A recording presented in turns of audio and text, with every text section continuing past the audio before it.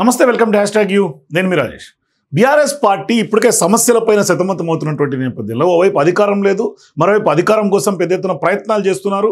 మరోవైపు కాంగ్రెస్ పైన ఉన్నటువంటి వ్యతిరేకతను ఏ విధంగా క్యాష్ చేసుకోవాలనుకున్నటువంటి సందర్భంగా ఇప్పుడు కవిత ఒక పెద్ద సవాల్గా మారుతోంది బీఆర్ఎస్ పార్టీకి. సో ఇటువంటి సందర్భాల్లో కవితను ఏం చేయాలి అనేది పెద్ద ఎత్తున మీమాంస కొనసాగుతోంది. మరోవైపు క్యాడర్లో ఒక రకమైనటువంటి టెన్షన్ నెలకొన్నటువంటి నేపథ్యం. సో ఇటువంటి సందర్భాల్లో ఆమె ఇప్పుడు వరుసగా గతంలో కేసీఆర్ను కొంత పాజిటివ్స్ నెగిటివ్స్ లేఖ రూపంలో బయటపెట్టి లేఖాస్త్రం సంధించినటువంటి కవిత ఇప్పుడు తాజాగా పరోక్షంగా అన్న కేటీఆర్ని టార్గెట్ చేసినట్టుగా స్పష్టంగా అర్థమవుతోంది. ఆమె తాజాగా చేసినటువంటి వ్యాఖ్యలు తీవ్ర దుమారాన్ని రేపుతోంది, పెద్ద ఎత్తున చర్చనీయాంశం కూడా మారుతోంది. సో తాజాగా కవిత వ్యాఖ్యలను బట్టి చూస్తే ఖచ్చితంగా ఆమెకు షోకాజ్ నోటీస్ బీఆర్ఎస్ పార్టీ ఇచ్చే అవకాశాలు ఉన్నాయనే చర్చ కూడా వినిపిస్తోంది. సో ఇటువంటి సందర్భాల్లో కవిత ఖచ్చితంగా షోకాజ్ నోటీసులు ఇవ్వాలా, ఇచ్చే అవకాశం ఉందా, మరి కవిత ఎందుకు స్పీడ్ పెంచుతున్నారు, ఇవన్నిటి మీద మీ అభిప్రాయాల కింద నాకు కామెంట్స్ రూపంలో తెలియజేయండి, మొత్తం ఇన్డెప్త్గా చూసే ముందు. అయితే ఈ వీడియోని చివరి వరకు చూడండి. కాకపోతే ఏంటంటే ఇప్పుడు కవిత బీఆర్ఎస్ పార్టీలో కొత్త పార్టీ పెడతారనే ఊహాగానాల నేపథ్యంలో ఒక రకంగా చెప్పాలంటే ఎమ్మెల్సీ కవిత జోరు పెంచుతూ ఉన్నారు. గత 2 రోజులుగా ఆమె కాంగ్రెస్ పార్టీలో చేరిపోతున్నారనే ఒక ప్రధానమైనటువంటి చర్చ జరుగుతోంది. మరోవైపు తాజాగా ఇవాళ కూడా ప్రముఖ దినపత్రికలో ఆమె 6 ఎమ్మెల్యేలు తెస్తే మంత్రి పదవి ఇస్తారా అంటూ కూడా ఒక ప్రపోజల్ కాంగ్రెస్ పార్టీ ముందు పెట్టినట్టుగా కూడా ఒక బ్యానర్ ఐటమ్ ప్రచురితమైనటువంటి నేపథ్యంలో దాన్ని కవిత ఆల్రెడీ ఉదయాన్నే ఫేక్ న్యూస్ అంటూ కూడా కొట్టిపారేసింది, ఫేక్ అంటూ కూడా ఖండించుకుంది. సో ఇట్లాంటి సందర్భాల్లో ఉదయాన్నే జర్నలిస్టులతో చిట్ చాట్ చేసింది. ఇప్పుడు బీఆర్ఎస్ అగ్రనేతల టార్గెట్గా ఆమె విమర్శాస్త్రాలు సంధిస్తున్నారు. తాజాగా కవిత చిట్ చాట్లో మీడియాతో మాట్లాడుతూ కూడా దేశం బయట సోషల్ మీడియా మొబైల్ ఫోన్లు పెట్టుకుని తనపైన కొందరు కుట్రలు చేస్తున్నారంటూ కూడా ఆమె ఆరోపిస్తున్నారు.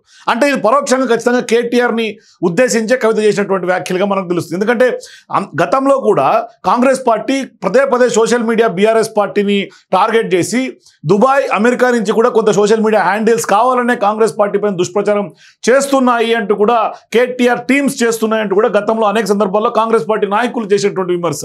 దాన్ని కొంత ఇవాళ ఆ వ్యాఖ్యలను బలం చేకూరే విధంగా ఇవాళ కొంత కవిత చేసినటువంటి వ్యాఖ్యలు. సో ఇప్పుడు ఆ తెలివితేటలు ఏదైతే ఆమె పైన చేసినటువంటి కుట్రలను ఆరోపిస్తూనే ఆమె ఈ తెలివితేటలు ప్రతిపక్షాలపై చూపించండి, నాపై కాదంటూ కూడా ఆమె ఇవాళ కేటీఆర్కి హితవు పలుకుతున్నటువంటి పరిస్థితి కనిపిస్తుంది. అంటే నాకు నీతులు చెప్తున్నటువంటి వాళ్ళంతా నీళ్ళ వివాదంపై మాట్లాడితే బాగుంటుందనేది ఆమె ధ్వజమెత్తినటువంటి పరిస్థితి. అంటే ట్విట్టర్లో ట్వీట్లు చేస్తే సరిపోదని క్షేత్రస్థాయిలో వెళ్ళి ఉద్యమాలు చేయాలనే అవసరం ఉందనేది కూడా ఇప్పుడు కేటీఆర్ను ఉద్దేశించి ఆమె స్ట్రైట్గా కామెంట్ చేస్తున్నటువంటి పరిస్థితి. అంటే ఇప్పటికే ట్విట్టర్ టిల్లుగా కూడా తెలంగాణ రాజకీయాల్లో కేటీఆర్కి ఒక పేరు ఉంది. ఇప్పుడు ఆమె కూడా అదే విషయాన్ని టార్గెట్ చేస్తున్నారు. ఆడబిడ్డ మీద పెయిడ్ ఆర్టిస్టులతో మాట్లాడిస్తే ఏమీ రాదని, తాను అసలే మంచిదాన్ని కాదనేది ఆమె చెప్పుకొచ్చారు. మరోవైపు నేను నోరు విప్పితే తట్టుకోలేరని ఆమె ఏకంగా వార్నింగ్ ఇస్తున్నారు కేటీఆర్కి. సో ఇప్పుడు కేసీఆర్ని నడిపేంత పెద్దోళ్ళ మీరంతా అంటూ కూడా కవిత ఒక రకంగా ఇప్పుడు ఫైర్ అవుతూ ఉన్నారు. ఇక పార్టీ సోషల్ మీడియా తనను టార్గెట్ చేసిందని తప్పుడు వార్తలు రాస్తే కూడా పార్టీ ఎందుకు ఖండించడం లేదనేది వాళ్ళ బీఆర్ఎస్ పార్టీకి పెద్ద ప్రశ్న సంధిస్తున్నారు కవిత. మరి తన డిమాండ్ ఒకటేనని, లేక ఎవరు లీక్ చేశారో ఖచ్చితంగా చెప్పి తీరాలని అంటున్నారు కవిత. మరి కేసీఆర్కు నోటీసులు ఇస్తే ఎందుకు నిరసన చేయడం లేదని, అదే మరో నేతకు నోటీస్ ఇస్తే ఎందుకు హంగామా చేస్తారని ఆగ్రహం వ్యక్తం చేస్తున్నారు. అంటే ఇక్కడ ఒక రకంగా చెప్పాలంటే కవిత చేసినటువంటి వ్యాఖ్యల్ని కనుక మనం ఇన్డెప్త్గా అనాలిసిస్ చేస్తే గతంలో కేటీఆర్కు ఈ కార్ రేస్ స్కామ్లో నోటీసులు ఇచ్చినప్పుడు పెద్ద ఎత్తున హంగామా సృష్టించి పెద్ద ఎత్తున నిరసనలు తెలిపినటువంటి BRS party cadre, BRS party leadership ఇవాళ కాళేశ్వరం అంశంలో హరీష్ రావుకు కేటీఆర్కి నోటీసులు ఇస్తే ఎందుకు దీని మీద బీఆర్ఎస్ పార్టీ పెద్ద ఎత్తున దాన్ని ఫోకస్ చేయట్లేదు, మరోవైపు కేసీఆర్ని ఒంటరి చేస్తున్నట్టుగా ఇప్పుడు ఏమీ చేయట్లేదు అనేది ఆమె చెప్పాల్సినటువంటి విషయం. సో ఇప్పుడు ఆమె తీవ్రమైనటువంటి ఆగ్రహం బీఆర్ఎస్ పార్టీ అగ్రనాయకత్వం వ్యక్తం చేస్తోంది. మరోవైపు ఆమె గతం నుంచి కూడా, అంటే మొదట్లో ఏదైతే ఆమె మీద కుట్రలు చేసే స్టాండ్ ఉందో అదే స్టాండ్ ఇవాటికి కూడా కంటిన్యూ అవుతుంది. మరోవైపు నేను చిల్లర రాజకీయాలు చేయను అనే దాన్ని కూడా ఆమె చెప్తూనే హుందాగా ఉండే వ్యక్తిని అనేది కూడా ఆమె చెప్పదలుచుకున్నారు. సో ఇప్పుడు ఆమె ఖచ్చితంగా బీఆర్ఎస్ పార్టీతో తాడో పేడో తేల్చుకోవాలని డిసైడ్ అయిపోయారు. బీఆర్ఎస్ పార్టీని ఎలాగైనా బీజేపీలో విలీనం చేసే కుట్ర జరుగుతుందంటూ కూడా ఇవాళ తాజాగా మరోసారి సంచలన వ్యాఖ్యలు చేశారు. అంటే ఇక్కడ ఖచ్చితంగా వీళ్ళ కేసులు కానీ ఇంకోటి కానీ మరొకటి కానీ తప్పించుకునేందుకు ఖచ్చితంగా బీఆర్ఎస్ బీజేపీలోకి విలీనం అయిపోతుందనే అంశాన్ని తెర మీద తీసుకొచ్చారు. కానీ బీజేపీలోకి బీఆర్ఎస్ విలీన ప్రక్రియ లేకుండా ఇటువంటి చర్చలు ఇదంతా కూడా ఇంటర్నల్గా బీఆర్ఎస్ పార్టీలో టాక్స్ నడిచాయి కాబట్టి వాళ్ళ కవిత బయట పెడుతుంది. ఆమె గతంలో నేను జైల్లో ఉన్నప్పుడే ఈ వ్యాఖ్యలు చేశానని చెప్పుకొచ్చినప్పటికీ స్పష్టంగా బీఆర్ఎస్లోకి కొంత అంటే బీఆర్ఎస్ బీజేపీలోకి విలీనం చేసే ప్రక్రియ గురించి చర్చలు బీఆర్ఎస్ పార్టీలో నడిచినట్లుగా స్పష్టంగా మనకు ఈ వ్యాఖ్యలను బట్టి అర్థమవుతుంది. అంటే ఇప్పుడు గతంలో కవిత వాళ్ళ తండ్రి కేసీఆర్కు లేఖ రాసిన సందర్భంగా కూడా బీజేపీని ఎందుకు టార్గెట్ చేయట్లేదు, నేనే ప్రధానంగా మొదటి విక్టిమ్ని అంటూ కూడా కవిత చేసినటువంటి ఆ వ్యాఖ్యలు ఆ లేఖలో సారాంశంగా మనం చెప్పొచ్చు. సో ఇప్పుడు కూడా ఆమె పదే బీజేపీలోకి బీఆర్ఎస్ విలీన ప్రక్రియను అడ్డుకుంటుంది. అంటే ఇది ఒక కుట్రపూరితంగా జరుగుతోంది అనేది కవిత చేస్తున్నటువంటి వ్యాఖ్యలు. అంటే ఇప్పుడు ఆమె కవిత లేఖ రాయటాన్ని ఖచ్చితంగా లేఖ ఎవరు లీక్ చేశారో కూడా స్పష్టంగా చెప్పాలనేది ఆమె ప్రధాన డిమాండ్గా కనిపిస్తుంది. అంటే లీక్ ఎట్లా అయ్యింది, నేను మా నాన్నకు లేఖ రాస్తే అది ఎట్లా లీక్ అయింది, పోనీ మా నాన్నకు లేఖ రాస్తే తప్పేంటి అనేది ఇప్పుడు కవిత సంధిస్తున్నటువంటి ప్రశ్న. నేను మా నాన్నకు లేఖ రాస్తే నీకు నొప్పేంటి రబై అని ఆమె డైరెక్ట్గా అంటుంది. అంటే ఖచ్చితంగా ఎవరు లీక్ చేశారు అనేది ఇండైరెక్ట్గా చెప్పదలుచుకుంది కవిత.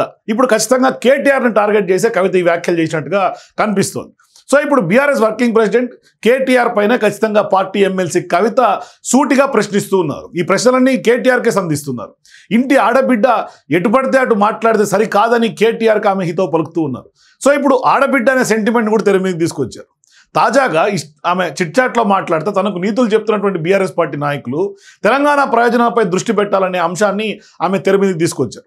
అంటే కేసీఆర్ నీడలో పనిచేస్తున్నటువంటి వాళ్ళు తనపై ప్రతాపం చూపిస్తున్నారని కూడా ఆమె మండిపడ్డారు. అంటే రీసెంట్గా ఎవరైతే కేసీఆర్కి సంబంధించినటువంటి దూతలు ఆమె దగ్గరికి రాయబారానికి వెళ్ళారో వాళ్ళని ఉద్దేశించి కూడా ఇప్పుడు ఆమె టార్గెట్ చేయదలుచుకున్నట్టుగా స్పష్టంగా కనిపిస్తుంది. అంటే ఈమెకు సర్ది చెప్పి ఈమెకు నీతులు చెప్పడం కాదు, ముందు మీరు చదువుకోండి, మీరు చక్కగా ఉండండి అని ఆమె బీఆర్ఎస్ పార్టీ నాయకుల్ని ఆ బీఆర్ఎస్ పార్టీ అగ్రనాయకత్వానికి చెప్తోంది. దమ్ముంటే కేసీఆర్కి నోటీసులు ఇచ్చినటువంటి సీఎం రేవంత్ రెడ్డి అయినా బీజేపీపై మీ ప్రతాపం చూపించాలంటూ ఈ సందర్భంగా ఆమె పార్టీ నేతలకు ఆమె సవాల్ విసిరారు. తాను అసలే మంచిదాన్ని కాదని, తాను నోరు విప్పితే తట్టుకోలేరంటూ కూడా బీఆర్ఎస్ పార్టీ నాయకులను హెచ్చరిస్తూ ఉన్నారు. క్షేత్రస్థాయిలో ఉద్యమాలు చేయకుండా ట్విట్టర్లో కేవలం మెసేజ్లు పెడితే సరిపోతాయా అనే అంశాన్ని వాళ్ళ కేటీఆర్ని సూటిగా ప్రశ్నిస్తున్నటువంటి పరిస్థితి కనిపిస్తుంది. అంటే తనను రేవంత్ రెడ్డి కోవర్ట్ అనటం ఎంతవరకు కరెక్ట్ అనేది ఆమె ప్రశ్న. పెయిడ్ ఆర్టిస్టులతో తనపై తప్పుడు ప్రచారం చేస్తున్నారని బీఆర్ఎస్ పార్టీ నేతలపైన కవిత తీవ్ర స్థాయిలో అసహనం, ఆగ్రహం వ్యక్తం చేస్తున్నారు. అంటే బీజేపీకి బీఆర్ఎస్ను అప్పగించే ప్రయత్నం జరుగుతోందనేది ఆమె అభిప్రాయంగా స్పష్టంగా కనిపిస్తోంది. తనను కాంగ్రెస్ కోవర్ట్ అంటున్నారని, మరి బీజేపీలోకి అంటే బీఆర్ఎస్లో బీజేపీ కోవట్లు ఉన్నారనుకోవాలా అన్న సందేహం కూడా ఆమె వ్యక్తం చేస్తున్నారు. అంటే తాను జైల్లో ఉన్నప్పుడే బీజేపీలో బీఆర్ఎస్ని కలపొద్దని కేసీఆర్ను కోరానని ఆమె ఆ సందర్భంగా గుర్తు చేస్తారు. అంటే ఆ రోజే ఆమె ఆ విషయం కేసీఆర్కి చెప్పింది అంటే ఖచ్చితంగా ఆమె సెన్స్ చేసింది బీఆర్ఎస్ బీజేపీలో విలీనం జరిగే ప్రక్రియకు ఏదో కొంత సెన్స్ చేసినట్టుగా అనిపిస్తుంది. మరి తొందరపాటు నిర్ణయం వద్దని జైల్లో ఉన్నప్పుడే కేసీఆర్కు సూచించానని, 6 నెలలు కాదు సంవత్సరాలైనా కూడా జైల్లో ఉంటానని కేసీఆర్కు తాను స్పష్టం చేసినట్టుగా కవిత ఈ సందర్భంగా ఆమె చెప్పుకుంటూ వస్తున్నారు. అంటే కవిత ఎంత ధైర్యంగా కొంత ఆ జైలు జీవితం గడిపారనేది ఈ మాటలు బట్టి అర్థమవుతుంది. సో ఇప్పుడు బీజేపీ నేతలకు చెందినటువంటి హాస్పిటల్స్ ప్రారంభోత్సవాలకు వెళ్ళింది ఎవరో అందరికీ తెలుసు అంటూ కూడా పార్టీలోని అగ్రనాయకులకు ఆమె పరోక్షంగా విమర్శిస్తున్నటువంటి పరిస్థితి. సో ఇప్పుడు తన లేఖ లీక్ చేసింది ఎవరో తేల్చమంటే తనపై పడి ఏడుస్తున్నారు ఏంటంటూ కూడా ఆమె మండిపడుతూ ఉన్నారు. అంటే పదవులు కోరినట్లు తనపై పత్రికల్లో తప్పుడు వార్తలు రాయించొద్దనేది ఆమె డైరెక్ట్గా చెప్తున్నారు. మరి కేసీఆర్ లెక్క తాను చాలా తిక్కదాన్నని ఆమె మరొక్కసారి పునరుద్ఘాటిస్తున్నారు. మరి వెన్నుపోటు రాజకీయాలు తనకు రావని సూటిగా మాట్లాడేదాన్ని మాత్రమే అని కుండబద్దలు కొట్టారు కవిత. మరి సామాజిక తెలంగాణ సాధన కోసం తాను పోరాడుతున్నానని, మరి మా వాళ్ళు కొందరు సోషల్ మీడియాలో మహాభారతం క్యారెక్టర్లు వేస్తున్నారంటూ కూడా వ్యంగ్యంగా ఆమె మాట్లాడుకొచ్చారు.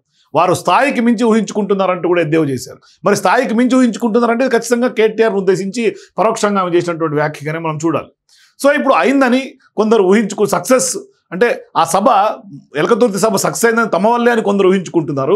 కేసీఆర్ను మోసేంత పెద్దవాళ్ళు అయిపోయామంతా అని వారంతా కూడా భావిస్తున్నారనే ఆగ్రహాన్ని కూడా ఆమె వ్యక్తం చేశారు. సో ఇప్పుడు కేటీఆర్ మధ్య ఏం జరుగుతోంది, మరోవైపు కేటీఆర్ ఊహల్లో విహరిస్తున్నాడు, కేటీఆర్ తనకు తాను ఎక్కువగా ఊహించుకుంటున్నాడు అనే అంశాన్ని కవిత ఇవాళ బట్టబయలు చేసినటువంటి పరిస్థితి. అంటే జైలుకి వెళ్ళేటప్పుడు పార్టీకి పదవికి రాజీనామా చేస్తానంటే కేసీఆర్ వద్దని కూడా ఇవాళ ఆమె గుర్తు చేసుకుంటూ వచ్చారు. మరి ఇవాళ ఎందుకు ఆమె మీద కుట్ర చేసి బయటికి పంపే ప్రయత్నం జరుగుతుంది? ఆ రోజు రిజైన్ చేస్తా అంటే వద్దని చెప్పి వారించినటువంటి కేసీఆర్ వద్దంటే తాను ఆ పదవిలో కొనసాగుతున్నారు.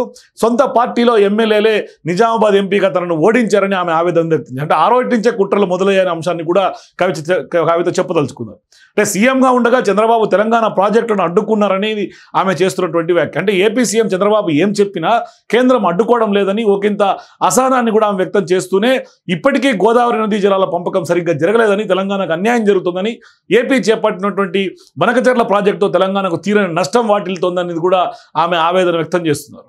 మరి బీఆర్ఎస్ అధినేత కేసీఆర్కు కాళేశ్వరం ఏర్పాటు చేసినటువంటి కమిషన్ నోటీసులు ఇస్తే పార్టీ ఎందుకు సీరియస్గా తీసుకోదు, పార్టీ ఎందుకు కార్యాచరణకు ప్లాన్ చేయట్లేదు, పార్టీ ఎందుకు కేసీఆర్కి అండగా ఉండట్లేదు, కేసీఆర్ని ఎందుకు ఒంటరిగా చేస్తున్నారు అనేది కవిత ఇవాళ ప్రశ్నిస్తున్నటువంటి పరిస్థితి. మరోవైపు బెనకచెర్ల డ్యామ్ గురించి కూడా తాజాగా బీఆర్ఎస్ పార్టీ విషం చిమ్ముతున్నటువంటి నేపథ్యంలో దాన్ని తాజాగా మహానాడు వేదికగా చంద్రబాబు కూడా ఖండించారు. కానీ ఇవాళ కవిత మరొకసారి గోదావరి జలాల అంశాన్ని, బనకచెర్లను కూడా మరొకసారి తెర మీద తీసుకొచ్చి పెద్ద ఎత్తున ఒక చర్చనీయాంశంగా మారుస్తున్నారు. మరొకసారి ఇప్పుడు కవిత వ్యాఖ్యల ద్వారా రెండు రాష్ట్రాల మధ్య జల వివాదం జరిగే అవకాశాలు, జల వివాదం రేగే అవకాశాలు కూడా కనిపిస్తున్నాయి. మొత్తం మీద కవిత కలకలం రేగుతోంది. బీఆర్ఎస్ పార్టీలో కవిత పెద్ద ఎత్తున ఇవాళ లేఖాస్త్రం స్పందించడం, మరోవైపు కేటీఆర్కి డైరెక్ట్గా టార్గెట్ చేసి ఇవాళ మాట్లాడడం, మరింత ఓపెన్ చేయడం, జరుగుతున్నటువంటి మ్యాటర్స్ అన్ని కూడా బహిర్గతం చేయడం, కుండబద్దలు కొట్టడం పెద్ద ఎత్తున ఇవాళ వివాదాస్పదంగా మారుతుంది. మరోవైపు ఆమె కాంగ్రెస్లోకి వెళ్తున్నారనే వార్తలను కూడా ఆమె ఖండిస్తున్నారు. మరోవైపు ఈ కవిత వ్యాఖ్యల్ని అధిష్టానం సీరియస్గా తీసుకున్నట్టు కూడా వార్తలు వినిపిస్తున్నాయి. మరోవైపు ఆమె ఖచ్చితంగా షోకాజ్ నోటీసులకు దారితీసే అవకాశాలు ఉన్నాయి, ఖచ్చితంగా